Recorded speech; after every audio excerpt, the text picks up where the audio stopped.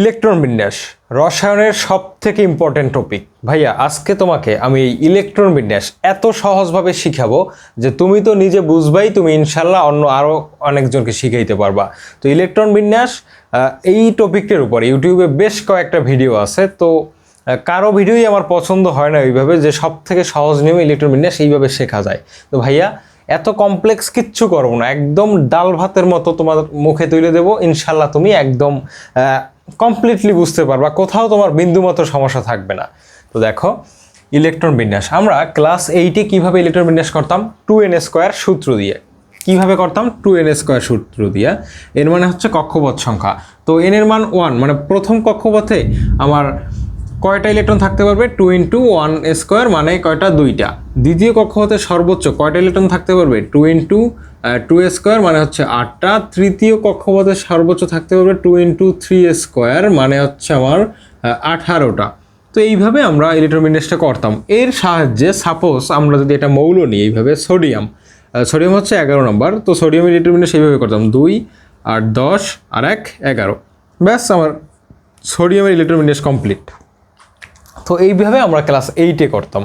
তো এইভাবে করা যায়, কত পর্যন্ত করা যায়? আর্গন পর্যন্ত করা যায়। আর্গনের পরে যতগুলো মৌল আছে তার জন্য কিন্তু এই প্রসেসটা প্রযোজ্য না।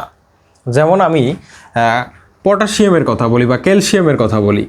ক্যালসিয়াম হচ্ছে 20 নম্বর, মানে তোমার পারমাণবিক সংখ্যা হচ্ছে 20। তাহলে এইটার ইলেকট্রন বিন্যাস আমাদের এমন হওয়া উচিত যে 2 8 10, ঠিক আছে? এমন হওয়ার কথা, ক্যালসিয়ামের ইলেকট্রন বিন্যাসটা এমন হওয়ার কথা যে 2 8 10 আর 10 20 এমন হওয়ার কথা। কারণ কি, তৃতীয় কক্ষপথে সর্বোচ্চ 18টা ইলেকট্রন থাকতে পারবে। তাহলে আমার এইখানে 10 লিখতে সমস্যা কি? কিন্তু এই প্রসেসটা আসলে ভুল, এভাবে করা যাবে না। কারণ তৃতীয় কক্ষপথে দেখা গেছে যে মাত্র কয়টা ইলেকট্রন থাকতে পারবে? ওই যে ইসের ক্ষেত্রে, ক্যালসিয়ামের ক্ষেত্রে 2 8 10 আর 8 18 আর 2 কত? 20।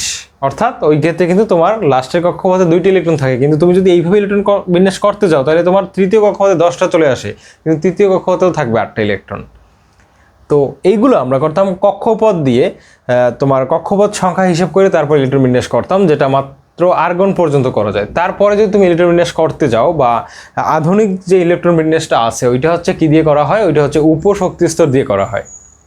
মানে এগুলো হচ্ছে অরবিট, প্রথম কক্ষপথ এটা হচ্ছে কি অরবিট, দ্বিতীয় কক্ষপথ অরবিট। তাহলে অরবিটাল নামে একটা শব্দ আছে। অরবিটাল হচ্ছে উপশক্তি স্তর, অর্থাৎ শক্তি স্তরের আন্ডারে আরও কিছু উপশক্তি স্তর আছে। ওইগুলো সম্পর্কে আমাদের প্রথমে খুব ভালোভাবে একটা আইডিয়া নিতে হবে।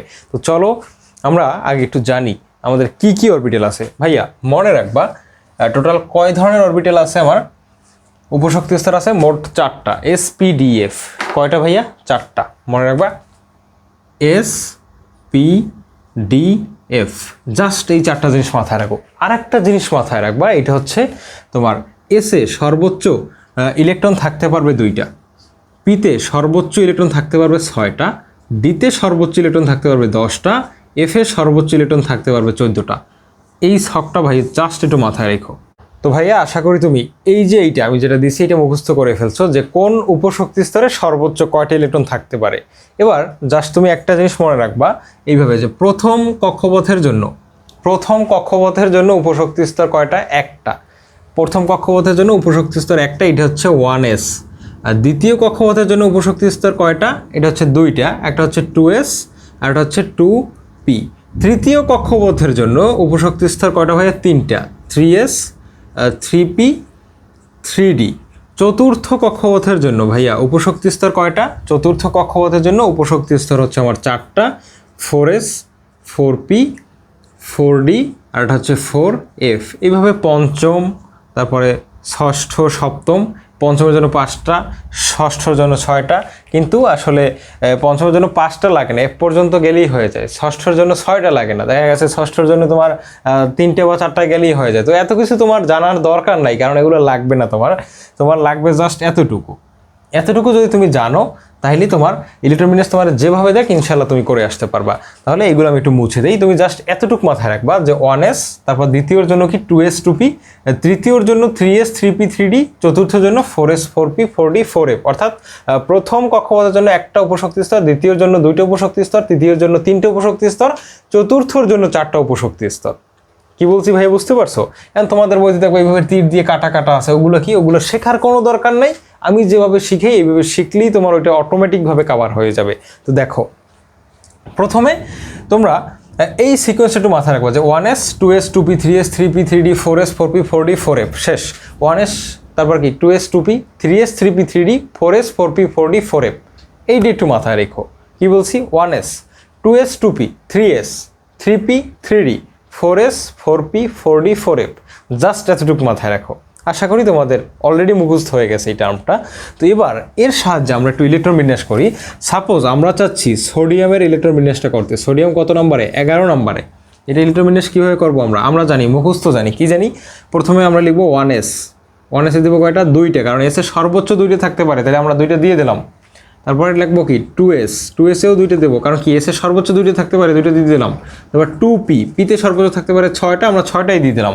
একটু গণিত এখন কয়টা হয়েছে আমার? 2 আর 2 4, 4 আর 6 কত? 10, তাহলে 10টা হয়েছে। বাকি আছে কয়টা ভাইয়া? একটা বাকি আছে। তাহলে 2s 2p লিখে ফেলাম। এবার আমাদের কি লিখতে হবে? 2s 2p লেখা শেষ, এবার লিখতে হবে 3s থেকে আবার শুরু করতে হবে। তাহলে 3s লিখলাম, এখানে একটা দিয়ে দিলাম, তাইলেই তো আবার 11টা হয়ে যায়। তাহলে এইটাই হচ্ছে ভাইয়া আমার ইলেকট্রন বিন্যাস। কার? সোডিয়ামের জন্য। খুবই সহজ না? এবার আর একটা দেখো। তাইলে সাপোজ আমরা লিখলাম ক্লোরিনের ইলেকট্রন বিন্যাসটা। ক্লোরিন কত নম্বর আছে? 17 নম্বরে। তোমরা অবশ্যই এবার এটা পারবা। প্রথমে কি লিখবা? 1s, এসে কত দেবা? 2 দেবা, কারণ কি এসে সর্বোচ্চ 2টাই থাকতে পারবে। তারপর 2s, 2s-এ কয়টা দেবা? 2s-এও দেবা 2টা, কারণ এসে সর্বোচ্চ 2টা থাকতে পারবে, সেটা 2s হোক আর 3s হোক। তাহলে এই গেল 4টা। তারপরে কি আছে? 2s-এর পরে আসবে আমাদের 2p, এই যে এই সিকোয়েন্স অনুসারে 2s-এর পরে 2p, 2p-তে কয়টা দেবা? 6টা দেবা, তাহলে 10টা হয়ে গেল। তারপরে এখানে আসবে 3s, তাহলে 3s-এ তুমি দিয়ে দাও 2টা, কারণ কি এসে সর্বোচ্চ 2টা থাকতে পারে, 2টাই তুমি দিয়ে দিলা। তাহলে এখানে কয়টা হয় টোটাল? 10 আর 2 12, আর কয়টা লাগে? 17টা হইতে 5টা লাগে। তাহলে 3p এইখানে তুমি দিয়ে দিতে পারো কত ভাইয়া? 3p 5 দিয়ে দিতে পারো না? 3p 5 দেখো তো, 10 আর 2 12, 12 আর 5 কত? 17। তাহলে এইটা কিন্তু ভাইয়া কার ইলেকট্রন বিন্যাস? এইটা হচ্ছে আমার ক্লোরিনের ইলেকট্রন বিন্যাস। কার ইলেকট্রন বিন্যাস ভাইয়া? এইটা হচ্ছে ক্লোরিনের ইলেকট্রন বিন্যাস। তাহলে তোমরা একটা বাসার কাজ করো তো, তোমরা আমাকে এই যে এইটা করে দিবা যে ম্যাগনেসিয়ামের ইলেকট্রন বিন্যাস। ম্যাগনেসিয়াম হচ্ছে 12 নম্বর, বা 12টা ইলেকট্রন আছে ওর, এই 12টার জন্য তোমরা ইলেকট্রন বিন্যাসটা করে দিবা। তো এই গেল আমাদের মোটামুটি ক্লোরিন পর্যন্ত ইলেকট্রন বিন্যাস। এবার আমরা একটু আসবো ক্লোরিনের পরবর্তী, স্পেশালি আর্গনের পরবর্তী পটাশিয়াম থেকে বাকিগুলোর জন্য ইলেকট্রন বিন্যাসটা একটু আলাদা, কারণ ওইখানে আউটবাউ নীতিটা তোমার একটু ভালোভাবে বুঝতে হবে, তারপর তুমি এগুলো করতে পারবা। ভাইয়া আউটবাউ নীতি কি? আউটবাউ নীতি হচ্ছে কোনো একটা পরমাণুতে, কোনো একটা পরমাণুর অরবিটালে ইলেকট্রন সমূহ নিম্ন শক্তি স্তর থেকে উচ্চ শক্তি স্তরে প্রবেশ করে। অর্থাৎ সর্বপ্রথম প্রবেশ করবে নিম্ন শক্তি স্তরে, তারপর যেটা নিম্ন, তারপর যেটা, এইভাবে মানে পর্যায়ক্রমে নিম্ন থেকে উচ্চর দিকে যাবে আর কি। শক্তি যার সবচেয়ে কম তার কক্ষপথে ইলেকট্রন সর্বপ্রথম প্রবেশ করবে, তারপরেরটা এইভাবে করে কিন্তু আগাবে সামনের দিকে। ঠিক আছে ভাইয়া? আশা করি তোমরা বুঝতে পারছো। তো এবার আমরা কয়েকটা এক্সাম্পল দেখবো আমরা এইখান থেকে। ঠিক আছে, কয়েকটা এক্সাম্পল দেখবো।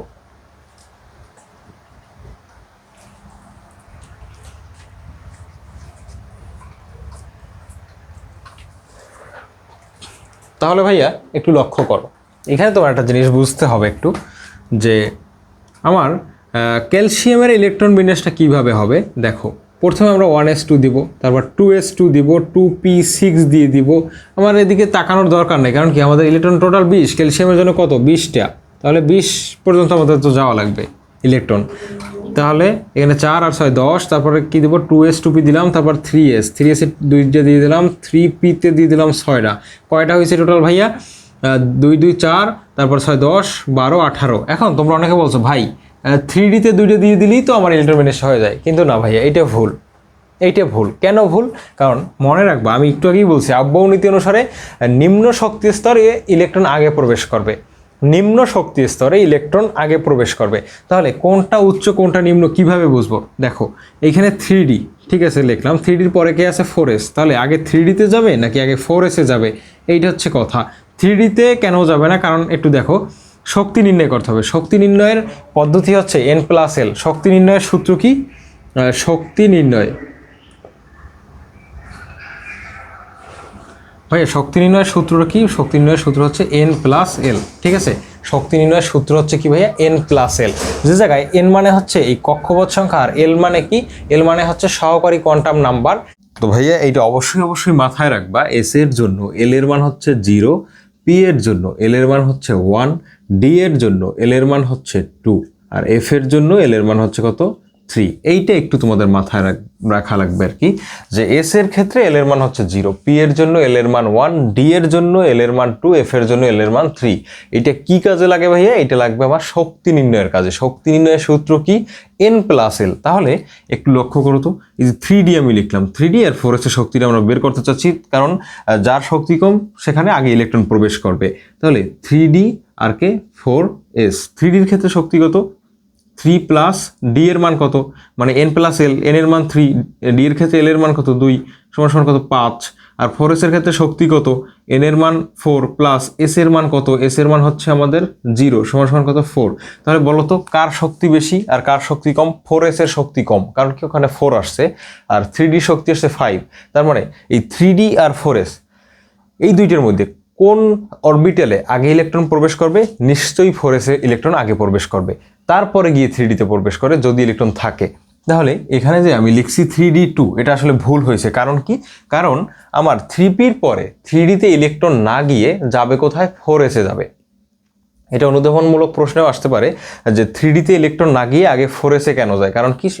আব্বাউ নীতি অনুসারে ইলেকট্রন সেই শক্তি স্তরে ঢুকে বা সেই অরবিটালে প্রবেশ করে যেখানে শক্তি কম, ঠিক আছে? অধিক শক্তিযুক্ত অরবিটালে ইলেকট্রন পরে প্রবেশ করে। তাহলে এই 3D তে না গিয়ে কোথায় যাবে ভাইয়া? 4s এ যাবে, ঠিক আছে? তাহলে এখানে হচ্ছে 4s2। এই 3D তে তো আর প্রবেশ করানো লাগবে না, কারণ আমার অলরেডি 20 হয়ে গেছে। যদি 21 থাকতো তাইলে বাকি একটা যাইতো 3D তে, ঠিক আছে? বাকি একটা যাইতো 3D তে। তাহলে এটার ইলেকট্রন বিন্যাস হয়েছে এইভাবে। তো একটু পাশাপাশি লিখে দিই আমি 4s2। আশা করি তোমরা এটা বুঝতে পারছো। এবার আর একটা ইন্টারেস্টিং ইলেকট্রন বিন্যাস আমি তোমাদের দিই, স্ক্যান্ডিয়াম, ঠিক আছে? স্ক্যান্ডিয়াম এটা হচ্ছে 21। দেখো তো এটা পারো কিনা। 1s2, 2s2, 2p6, তারপর কি 3s2, 3p6। এখানে আমাদের কত হয়েছে ভাইয়া? এখানে কিন্তু আমাদের অলরেডি 18টা হয়েছে, কারণ এইখানে 10 আর 6 আর 6 আর 2 8, 18। তাহলে টোটাল হয়েছে কয়টা? 18টা। এখনও কয়টা ইলেকট্রন বাকি? 21 হইতে হইলে 3টে ইলেকট্রন বাকি। এবার এখানে আসো যে কি কি আছে? 3D আছে আর আছে তারপরে 4s। তাহলে এখানে আমি লিখি 3D আর এখানে লিখি 4s। তো তোমরা কি করবা? তোমরা আগে ইলেকট্রন কোথায় দেবা? 3D তে দিবা নাকি 4s এ দিবা? অবশ্যই 4s এ দিবা, কারণ কি? 4s এর শক্তি কম। তাহলে 4s এর মানে s এর সর্বোচ্চ থাকতে পারে কয়টা? 2টা। আমাদের ইলেকট্রন হাতে কয়টা আছে? 3টে ইলেকট্রন আছে। তো 3টে ইলেকট্রন এই 2টা অরবিটালের মধ্যে দিতে হবে। তাহলে 4s এ যেহেতু আগে দেওয়া লাগবে, তাহলে 4s এর মানে যতটা থাকতে পারে এসে কয়টা থাকতে পারে? 2টা। ওই 2টা তো দিতে পারবা তুমি, কারণ কি? তোমার হাতে 3টে ইলেকট্রন আছে। তাহলে ওরে 2টা দিয়ে দিবা। বাকি থাকে কয়টা? একটা। ওই একটা ইলেকট্রন এই 3D তে দিয়ে দিবা, ঠিক আছে? আশা করি তোমরা বুঝতে পারছো। তারপরে আর একটা আমি মৌলের ইলেকট্রন বিন্যাস করি। এইটা হচ্ছে সাপোজ ফেরিক, ঠিক আছে? Fe, ওর কত? 26, ঠিক আছে? তাহলে এইটা যদি আমি ইলেকট্রন বিন্যাস করি, তাহলে আমার ইলেকট্রন বিন্যাসটা কীভাবে হয় একটু দেখো তো। 1s2, 2s2, 2p6, 3s2, 3p6, তারপরে 3D, তারপরে 4s। তাহলে 3D তে না গিয়ে কোথায় যাবে ইলেকট্রন? 4s এ যাবে। তো আমার ফেরিকের হচ্ছে 26 বা আয়রনের হচ্ছে 26 ইলেকট্রন সংখ্যা। তাহলে এইখানে আছে কত? 18 আছে, ঠিক আছে? এখানে কত আছে? 18। তারপরে আমার হাতে আর কয়টা আছে? 8টা ইলেকট্রন আছে। কিন্তু কয়টা ইলেকট্রন আছে? 8টা, কারণ 18 আর 8 হচ্ছে 26 আমার। তাহলে এখানে 2টা দিলাম, তাহলে কয়টা হয়ে গেছে? 20টা। তাহলে আমার ডিতে এখন কয়টা থাকবে? 6টা থাকবে। তাহলে ওই 6টা আমি এখানে দিয়ে দিলাম। তাহলে দেখো তো 26টা হয়েছে কিনা। এখানে 10, এখানে কত? এখানে হচ্ছে তোমার 18, আর 2 20, আর 6 26। আশা করি তোমরা বুঝতে পারছো।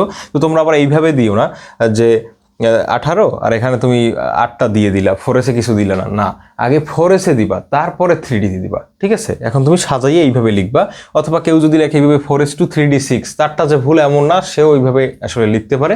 কিন্তু ভালো নিয়ম হচ্ছে এইভাবে যে 3D আর 4s পাশাপাশি লিখবা। আগে 4s ইলেকট্রন 2টা দিয়া, যদি 2-এর অধিক থাকে তাহলে 2টা দিয়ে তারপরে 3D তে দিবা। আর যদি 2-এর কম থাকে তোমার হাতে ইলেকট্রন, তাহলে 4s এর উপরে 1 দিয়ে দেবে, তাহলে 3D দেওয়া লাগবে না। বা 2টা যদি থাকে হাতে ইলেকট্রন, তাহলে 4s এর 2টা দিয়ে দেবা, 3D তে আর দেওয়া লাগবে না, ঠিক আছে? ওই ক্ষেত্রে 3D টা তুমি আর লিখবা না। আশা করি তোমরা এখানে বুঝতে পারছো এটা। এবার একটা ইন্টারেস্টিং কয়টা আমরা দেখবো যেগুলো আসলে ব্যতিক্রম, ঠিক আছে? পর্যায় সারণীতে ব্যতিক্রম কয়টা ইলেকট্রন বিন্যাস আছে ওইগুলো আমরা দেখবো। তার আগে তোমরা একটা কথা মাথায় রাখবা, এই যে মানে এক একটা অরবিটালে বা এক একটা উপশক্তি স্তরে যতগুলো ইলেকট্রন থাকতে পারে, মানে একটা সাপোজ এস অরবিটালে 2টি ইলেকট্রন থাকতে পারে, তাহলে 2টা থাকলে সে কি স্থিতিশীল। যদি অর্ধেক পরিমাণ থাকে, যতগুলো থাকতে পারে তার অর্ধেক পরিমাণও যদি থাকে তাহলেও সে স্থিতিশীল, এটা মাথায় রাখবা। পূর্ণ অথবা অর্ধপূর্ণ যদি থাকে তাহলে বেশি স্টেবল বা স্থিতিশীল। যেমন ডিতে থাকতে পারে সর্বোচ্চ 10টা, ওখানে যদি 6টা থাকে তাহলে যে স্থিতিশীলতা ওর থাকে তার থেকে যদি ওখানে 5টা থাকে তাহলে স্থিতিশীলতা বেশি হয়। কারণ হয় পূর্ণ থাকতে হইবে, না হয় অর্ধপূর্ণ, এই দুইটার মধ্যে একটা থাকলেও বেশি স্থিতিশীলতা প্রকাশ করে আর কি। ঠিক আছে, তো এইটা মাথায় রাখবা যে পূর্ণ অথবা অর্ধপূর্ণ যদি থাকে অরবিটালগুলো তাহলে বেশি স্থিতিশীল। এই নিয়মটা জানার মাধ্যমে আমরা কপার আর ক্রোমিয়ামের ব্যতিক্রমী ইলেকট্রন বিন্যাসটা এখনই একটু দেখে ফেলবো। তো আশা করি আমি যত যা পড়াইছি এখন পর্যন্ত তুমি সব কিছুই বুঝতে পারছো ইনশাল্লাহ। তো এবার আমরা দেখব কি, এবার আমরা দেখব ব্যতিক্রমী কিছু ইলেকট্রন বিন্যাস। ঠিক আছে, ব্যতিক্রমী 2টি ইলেকট্রন বিন্যাস আমরা দেখব। তো এই যে 2টা আমরা ইলেকট্রন বিন্যাস দেখব, এর ভিতর থেকে তুমি পরীক্ষায় অবশ্যই একটা তোমার কমন থাকবেই, যে কোনো পরীক্ষায়। তাহলে আমরা এবার দেখব ব্যতিক্রমী ইলেকট্রন বিন্যাস।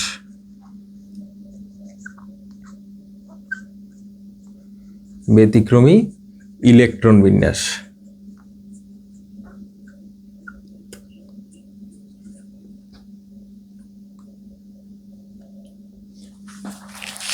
তো ভাইয়া দেখো, ক্রোমিয়ামের ইলেকট্রন বিন্যাসটা আমরা একটু প্রথমে দেখব। ক্রোমিয়াম হচ্ছে 24 নম্বরে। তো ক্রোমিয়ামের ইলেকট্রন বিন্যাসটা তুমি যদি এইভাবে করো, দেখো 1s2 2s2 2p6, তারপরে 3s2 3p6, তারপর এখানে 3d দাও, এখানে 4s দাও। ঠিক আছে, 4s-এ তুমি 2টা দিয়ে দাও। দেখো তো এখানে আছে কয়টা, 10টা আর 8টা 18টা, 18 আর 2 কত 20, আর আছে কয়টা 4টা, তাহলে 3d4 এখানে দিয়ে দাও। এবার তুমি মনে মনে ভাবতেছো এই তো ইলেকট্রন বিন্যাস শেষ।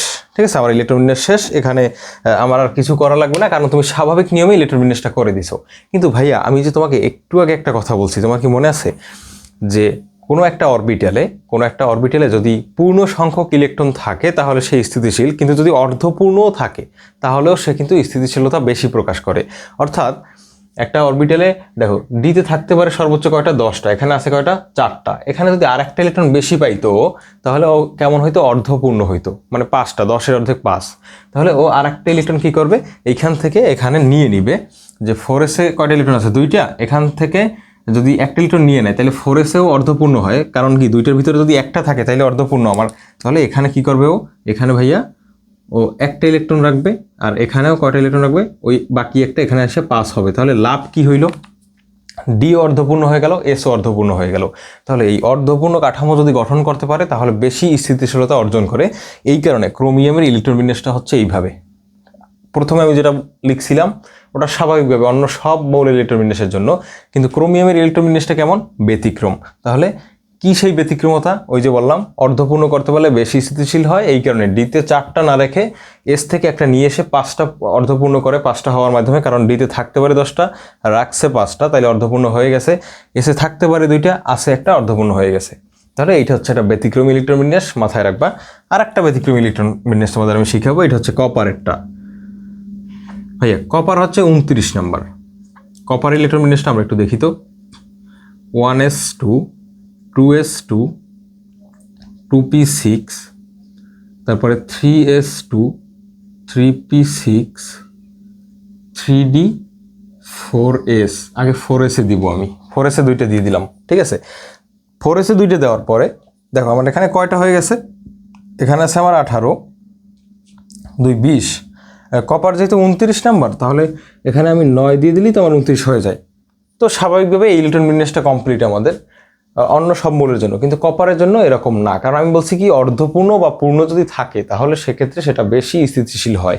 তো কপারের দেখো ডিতে আছে কয়টা, 9টা, যদি কোনোভাবে এই এস থেকে একটা আনতে পারে তাহলে ডি হয়ে যায় কি পূর্ণ, আর এস হয়ে যায় কি অর্ধপূর্ণ, এটা একটা বেশি স্থিতিশীল কাঠামো। সেজন্য কপার, এটা কি ভুল, সেজন্য কপার এখান থেকে একটা ইলেকট্রন এখানে নিয়ে ওই ডিতে 10টা পূর্ণ করে, আর এসে একটা রাখে, কারণ এসে তাইলে অর্ধপূর্ণ হয়, ডিতে পূর্ণ হয়ে যায়। তাহলে 1s2 2s2 2p6 3s2 3p6 3d, এই যে 2টা না, এই 2টা থেকে একটা আগেও নেয়। ঠিক আছে, তাহলে 3d-তে কত হয় 10, আর 4s-এ কত হয় 1। এইটা হচ্ছে ভাইয়া সঠিক। ঠিক আছে, এই যে দুইটি ইলেকট্রন বিন্যাস শিখাইলাম, কপার আর ক্রোমিয়াম, ভাই এই দুইটা থেকে তুমি তোমার পরীক্ষায় কমন পাবা, এমসিকিউতে পাও বা সৃজনশীলে পাও বা শর্ট প্রশ্নে পাও, তুমি অবশ্যই এখান থেকে একটা মানে একটা তুমি ইলেকট্রন বিন্যাস পরীক্ষায় পাবা। তো খুব ভালোভাবে খেয়াল করে দেখো। তো আশা করি ভাইয়ারা ইলেকট্রন বিন্যাসটা তোমরা খুব সহজে বুঝতে পারছো। এবার কয়েকটা বাসার কাজ করবা, যে কোবাল্ট 27 এইটার ইলেকট্রন বিন্যাসটা করবা, তারপরে জিঙ্ক 30 ওর ইলেকট্রন বিন্যাস করবা, তারপরে তুমি আর একটা করবা, এইটা হচ্ছে আমার ভ্যানাডিয়াম 22 নাম্বার। এই তিনটা তুমি বাসার কাজ করবা, ঠিক আছে ভাইয়া? তো ইলেকট্রন বিন্যাসটা আসলে খুবই সহজ, আমি যেভাবে বুঝাইছি তুমি জাস্ট আমার ক্লাসটা যদি মনোযোগ সহকারে দেখে থাকো, আমি এইটা বিশ্বাস করি যে ইলেকট্রন বিন্যাস এখন তুমি আরেকজনকে পড়াইতে পারবা, ঠিক আছে ভাইয়া?